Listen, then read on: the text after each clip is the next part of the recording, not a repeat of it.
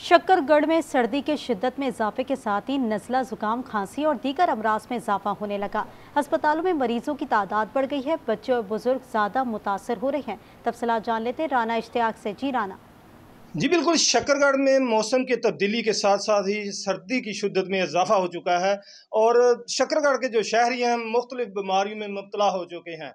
इस वक्त मैं THQ अस्पताल में डॉक्टर वैस के साथ मौजूद हूँ, जो स्पेशलिस्ट हैं। हम उनसे जानते हैं कि इन बीमारियों से बचने के लिए वो शहरियों को क्या पैगाम देते हैं। जी क्या कहें? तो जब भी सर्दी आती है तो ये मसले नज़ला, ज़ुकाम, खांसी इनके अंदर बेतहाशा इजाफा हो जाता है और इसके साथ कई दफ़ा अमवात भी वाक़ हो जाती हैं। इस साल नमूनिया की शरह में बहुत ज़्यादा इजाफा हुआ है। तो मेरा लोगों के लिए ये पैगाम है कि एक तो हैंड वाशिंग को फ्रिक्वेंट करें, बार बार हाथ धोएं। जब भी घर से बाहर निकलें तो आप मास्क का इस्तेमाल करें ताकि वायरस बहुत ज़्यादा स्प्रेड ना हो। जब भी किसी बच्चे के अंदर कोई परेशानी वाला मसला हो, जैसे बच्चा दूध ना पिए, उल्टियाँ बहुत ज़्यादा करे, सांस खराब हो, तो फ़ौरन मालिज से रब्ता करे। इनका ये कहना है कि बीमारियों में जो बच्चे मुब्तला हैं उनको चाहिए कि हैंड वॉश करें और घर से जब बाहर निकलें तो मास्क पहने। अगर किसी को ज़्यादा बीमारी मुब्तला हो जाती है तो वो हमसे रजू करें।